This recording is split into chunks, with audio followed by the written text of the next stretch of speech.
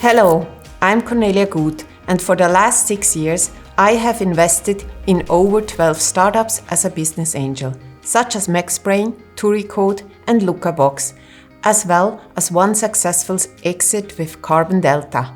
Currently, I am a board advisor of Swissbeers and Amnis Treasury. I enjoy working with entrepreneurs because it's very inspiring, and I enjoy supporting the ecosystem beyond capital by sharing my experience with fellow investors just like you. When you invest in a startup, you really invest in a team.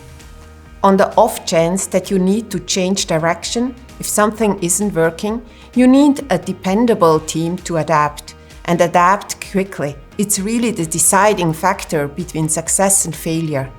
But as an investor, how can I really decide if a team is great? There seems to be so many soft factors involved that are hard to quantify.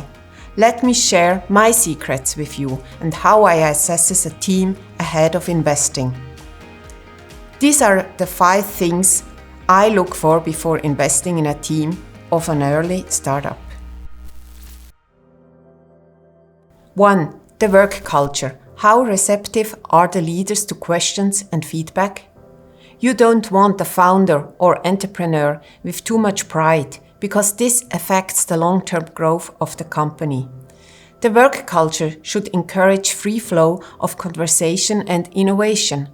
As an investor, you will obviously have concerns and questions about finances, the 5-year plan, and how they run their daily operations. The team has to be open to answering all of those. In my experience, it's more about how they are answering versus what they are answering. It's clear that no one has all the answers, but honesty is key. With time and experience, you get the sense who is being sincere and who isn't. The number 1 factor for a good work culture is open communication, which brings me to my next point. First impressions are key. Do they present as one cohesive unit driven to achieve a common goal? When you're talking to them, if they all seem unclear on what the end goal is and what their roles are, that's a big red flag. Moreover, do they have a healthy feedback culture? The higher ups should be open to critique and ideas from their employees, because ultimately it's about taking the company forward. Anybody with an ego will hinder that progress. But how do you get an understanding of this culture? One thing you can do, which I do regularly, is get to know the team before I invest. This will give you a good idea of how the team works together. Are they constructive and respectful? That's what you have to find out.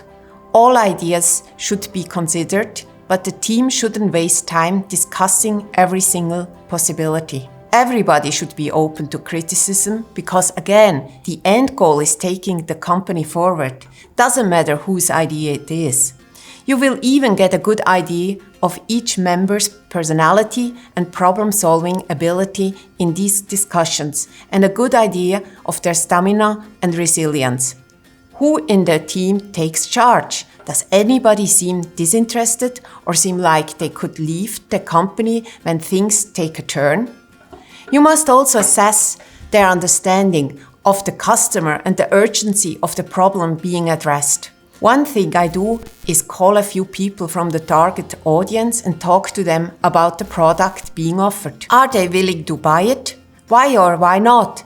This helps me understand if the team has the customer at the heart of everything they do.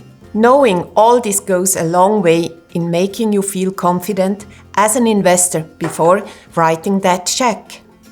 That communication should also extend to you when they tell you about their goals as a company, which takes us to the next point.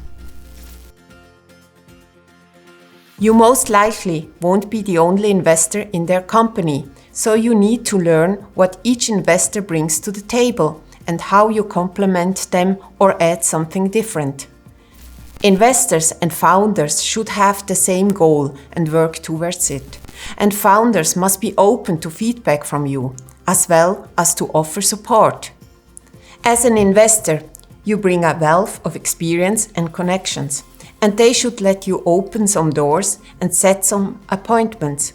It sounds simple, but some founders prefer to act alone and be the lone wolf. You need to invest in someone open to receiving help because that only keeps you in the loop of what's happening. It also ensures that all possible opportunities are being explored.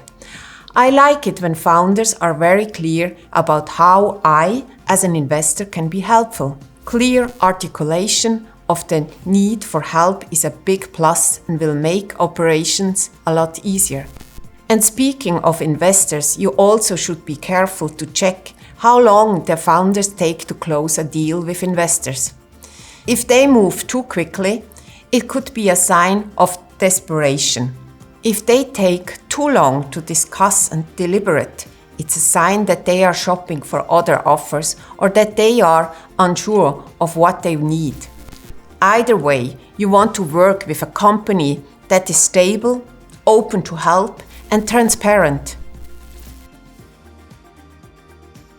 The fourth thing you have to look for is the team composition.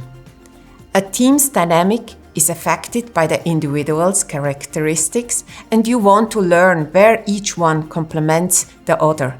You need a planner, an action taker, the one who looks at the tiniest details, and one who looks at the big picture. These traits do not collide with each other, and in fact ensure every aspect of your goal is well taken care of. For example, you must look to have one person with more skills in business and another with know-how in tech. Diversity in various aspects is something that is important to me. It is also the leader's job to ensure everything is running smoothly and there is harmony in the group. Does the team respect each other's opinion? What happens when there is a disagreement? How is it handled amongst them? Which brings us to our fifth point: team versus idea. Do they work as a team towards a common goal? Or do they all have different ideas that they discuss in every meeting? A good, productive team with an average idea is better than a bad team with a great idea. That average idea can become something great when they put their heads together and work on it, but a great idea in the wrong hands can quickly turn bad. It is important they function as a cohesive unit. Ideas can evolve and become better over time. It's not uncommon that companies need to pivot, but having a strong team that can make quick decisions and act fast is crucial. So, to summarize, if you are looking to invest in a startup, in addition to seeing your role as an investor and the finances, you have to look at the team you are investing in.